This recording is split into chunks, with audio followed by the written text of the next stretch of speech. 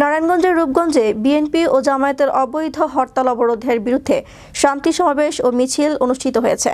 সোমবার উপজেলার দাউদপুর ইউনিয়নের লালমাটির টেক এলাকায় এ শান্তি সমাবেশ ও বিক্ষোভ মিছিল করা হয়। কাঞ্চন পৌরসভা মেয়র রফিকুল ইসলাম রফিকের সভাপতিত্বে প্রধান অতিথি হিসেবে উপস্থিত ছিলেন নারায়ণগঞ্জ ১ রূপগঞ্জ উপজেলা আওয়ামী লীগের সাধারণ সম্পাদক আলহাজ মোহাম্মদ শাহজাহান ভূঁইয়া। আরও উপস্থিত ছিলেন দাউদপুর ইউনিয়ন পরিষদের চেয়ারম্যান আলহাজ জাহাঙ্গীর মাস্টার, আওয়ামী লীগ নেতা মশিউর রহমান তারেক সহ আওয়ামী লীগের নেতৃবৃন্দ।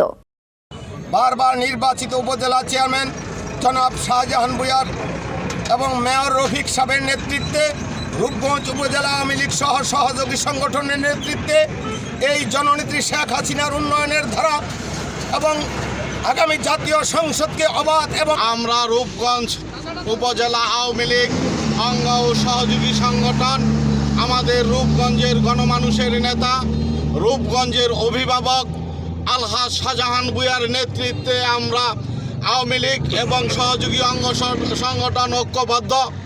আমরা এই বিএনপি জামাতের নৈরাজ্য হতে দেব না।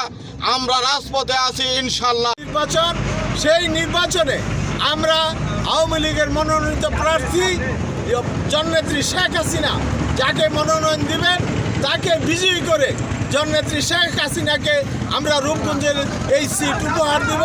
এটাই হলো আমাদের অঙ্গীকার। যতক্ষণ পর্যন্ত এই জামাত বিএনপি তাদের কর্মসূচি অব্যাহত থাকবে ততক্ষণ পর্যন্ত আমরা এটার প্রতিরোধে থাকব, যাতে করে মানুষের কোনো ক্ষতি না করতে পারে, যানমালের অগ্নিসংযোগ না করতে পারে এবং গাড়ি ঘোড়া জ্বালা পোড়াও না করতে পারে। তার জন্যই আমাদের এই অবস্থান।